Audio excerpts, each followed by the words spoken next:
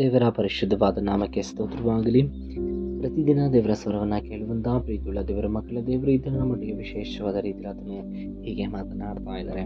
ಎಫೆಸ 6ನೇ ಅಧ್ಯಾಯ 14ನೇ ವಚನದಿಂದ 17ನೇ ವಚನದವರೆಗೂ, ಸತ್ಯ ಎಂಬ ನಡುಕಟ್ಟನ್ನು ಕಟ್ಟಿಕೊಂಡು ನೀತಿ ಎಂಬ ವಜ್ರಕವಚವನ್ನು ಧರಿಸಿಕೊಂಡು ಸಮಾಧಾನದ ವಿಷಯವಾದ ಸುವಾರ್ತೆಯನ್ನು ತಿಳಿಸುವುದರಲ್ಲಿ ಸಿದ್ಧವಾದ ಮನಸ್ಸೆಂಬ ಕೆರೆಗಳನ್ನು ಮೆಟ್ಟುಕೊಂಡು ನಿಲ್ಲಿರಿ ಮತ್ತು ನಂಬಿಕೆ ಎಂಬ ಗುರಾಣಿಯನ್ನು ಹಿಡಿದುಕೊಳ್ಳಿರಿ.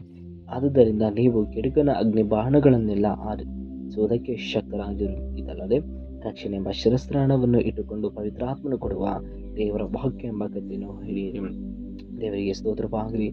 ಪ್ರೀತಿಯುಳ್ಳ ಎಲ್ಲ ದೇವರ ಮಕ್ಕಳೇ, ಅನೇಕ ಜನರು ಈ ದಿನ ಹೀಗೆ ಯೋಚನೆ ಮಾಡುವುದು, ಶತ್ರುವಿನ ಆ ಕುತಂತ್ರಗಳಿಂದ ನಾವು ಹೇಗೆ ತಪ್ಪಿಸಿಕೊಳ್ಳುವುದು, ಅವನ ಕ್ರಿಯೆಗಳಿಂದ ಹೇಗೆ ಬಿಡಿಸಿಕೊಳ್ಳುವುದು, ಈ ಕತ್ತಲೆ ಆತ್ಮನ ಕ್ರಿಯೆಗಳಿಂದ ನಾವು ಹೇಗೆ ಹೊರಗೆ ಬರುವಂಥದ್ದು, ಈ ಸೈತಾನನ ಶೋಧೆಗಳನ್ನು ನಾವು ಹೇಗೆ ಜಯಿಸುವುದು ಎಂಬುದಾಗಿ ಈ ದಿನದಲ್ಲಿ ಯೋಚಿಸ್ತಾ ಇರುವಂತಹ ಪ್ರೀತಿಯುಳ್ಳ ದೇವರ ಮಕ್ಕಳೇ, ನಿಮಗೊಂದು ಇದರಿಂದ ಒಂದು ಕಿವಿ ಮಾತು ಇದಾಗಿದೆ.